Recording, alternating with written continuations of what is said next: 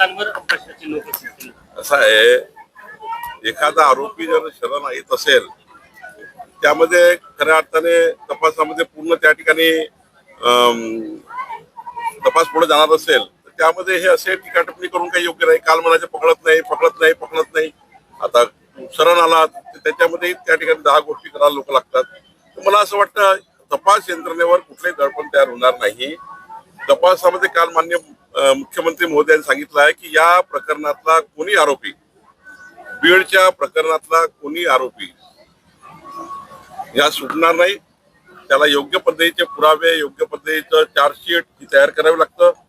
मला वाटतं गुन्हा दाखल करण्यापेक्षा गुन्हा हा पूर्ण त्या ठिकाणी निकाली निघणे आणि सर्व तपास यंत्रणेच्या माध्यमातून जे काही पुरावे येतील त्या पुराव्यातनं आरोपीला शिक्षा होणे, म्हणजे तपास कसा झाला पाहिजे की त्या शिक्षाच झाली पाहिजे.